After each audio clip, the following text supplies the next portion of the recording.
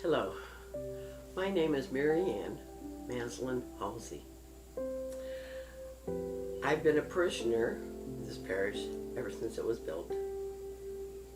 The reason I'm sharing this video is because I wanted you to know how St. Elizabeth Ann Seton impacted my own life. I'm in possession, as you can see, of a relic of hers, of a bone of hers. It's in tiny little red threads, and there's a certificate that states that this was given on the canonization day, September 14th, 1975. Well, there's a story to this, and here's my story. I was born in Baltimore, Maryland, and my mother was having a difficult 3-day delivery, labor. A nurse came to her, who was a nun, and said, "Sally, you might say some prayers to this woman, Elizabeth Ann Seton.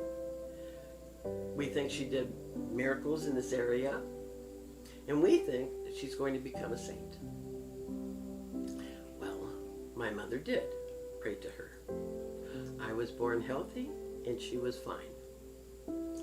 So she was dedicated to this woman for many, many years. And when I was young, I knew a little bit about her, but not a lot. And my mother suggested that I would take the name Elizabeth as my confirmation name. Now, there is another Saint Elizabeth, and she was not a saint at this point.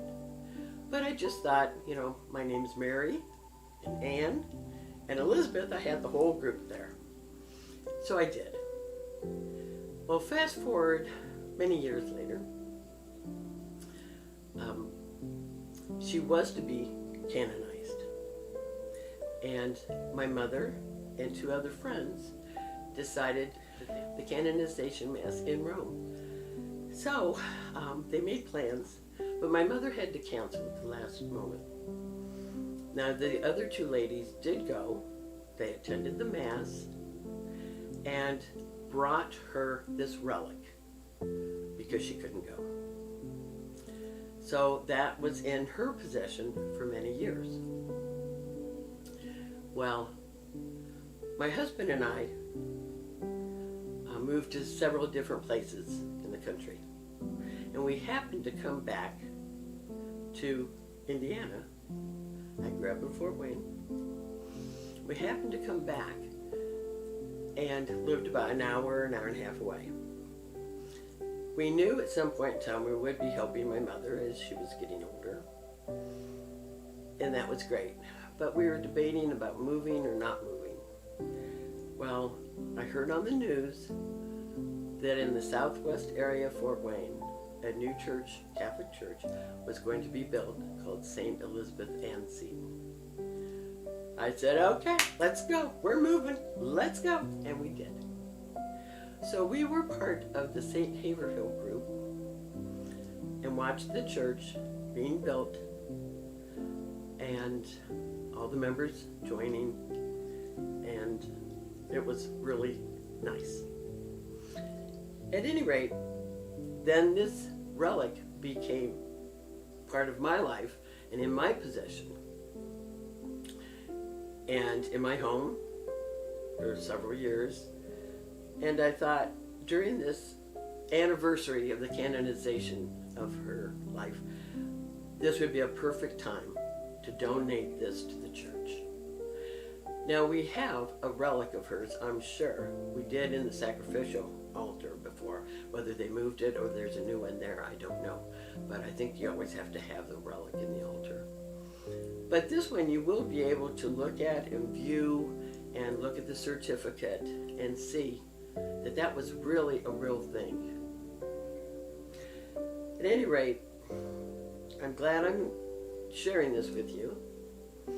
I can tell you that this year has been life-changing for me, because as I really knew about her before, which I appreciated, this year I really delved into finding out about St. Elizabeth. I've loved everything I've read and heard about her. I am actually enthralled by this woman. She was amazing. She was cool. Fun things about her, like she was a socialite at the beginning of her young life, and she loved going to the balls in New York and dancing and little things like her father was taught and did research at Columbia University. I love learning about her. I encourage you also to learn as much as you can about her because she was very special.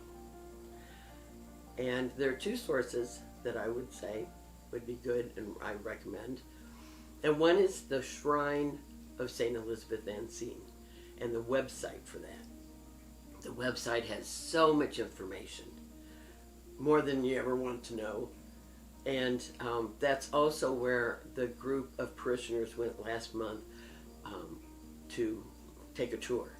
And I was able to go there 2 weeks ago, and it was wonderful. But if you go to the website, you'll learn a lot about her and her life. And the other thing is the Hallow app on your phone.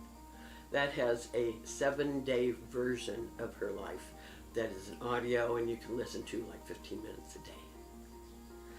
But I'll encourage you, like I said, to do this. It's wonderful. It's fun. It's for all ages, for the young and the old. I pray that you will learn and love learning about her.